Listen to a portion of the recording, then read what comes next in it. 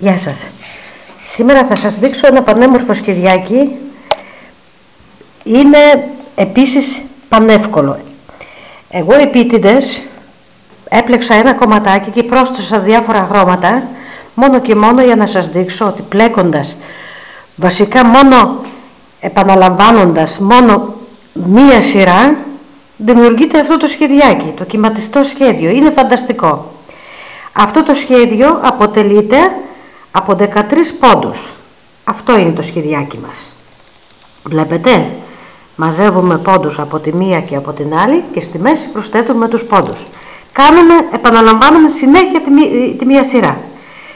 Ξεκινώντας όμως το πλεκτό πρέπει να υπολογίζετε πάντα να ξεκινήσει το σχέδιο με τα πρώτα 13, κάνοντας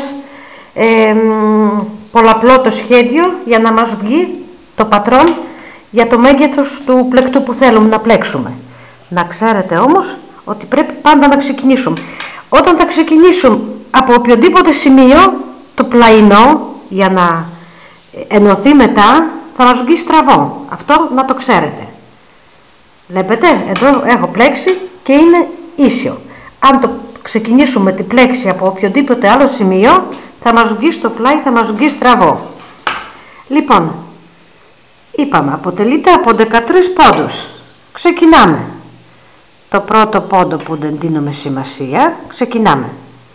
Πλέκουμε 2 πόντους μαζί και συνεχίζουμε. 1, 2, 3, 4. Έχουμε ένα κεντρικό πόντο, κάνουμε ένα ρίξιμο, ένα πόντο, καλή και ένα ρίξιμο. Συνεχίσουμε. 1, 2, 3, 4.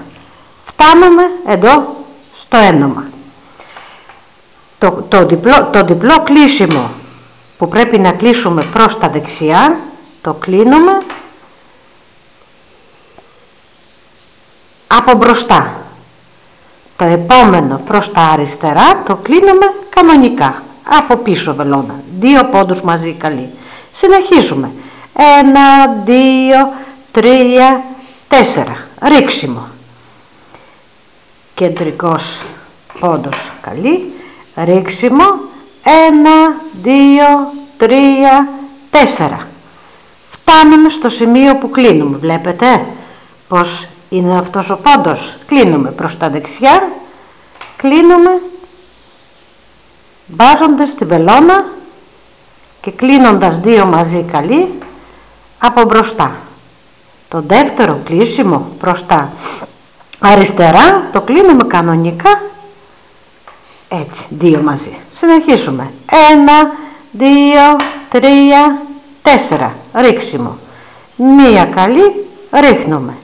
1, 2, 3, 4 και 2 πόντους μαζί που θα τους κλείσουμε μαζί κλείνοντας από μπροστά. Στην ανάποδη πλευρά του πλεκτού πλέκουμε κανονικά όλους τους πόντους, τους πλέκουμε ανάποδα.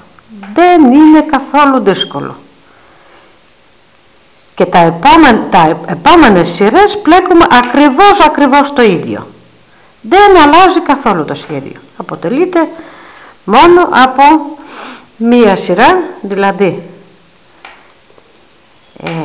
καλή πλευρά και ανάποδη. Είναι πανεύκολο σχεδιάκι για καλοκαιρινές μπλούζες, για σάρπες, για παιδικά πουλοβεράκια, για μπλούζες, και μέχρι και χειμωνιάτικα πλεκτά. Το σχέδιο είναι φανταστικό. Τι να σας πω. Βλέπετε, ακολουθούμε. Γι' αυτό κλείνοντας από εδώ και από αυτή την πλευρά, κάνουμε τους πόντους να πάνε λοξά. Και εδώ στη μέση, όπως βλέπετε, προσθέτουμε τους πόντους. Δηλαδή κάνουμε από ένα ρίξιμο. Ρίξιμο και κλείσιμο. 4, ρίξιμο, 4 κλείσιμο. Είναι πανεύκολο, θα το διαπιστώσετε μόνοι σας όταν θα ξεκινήσετε το πλεκτό. Και εδώ ειδού το αποτέλεσμα πως πλέκοντας δημιουργείται ένα κυματάκι. Ευχαριστώ πολύ και καλή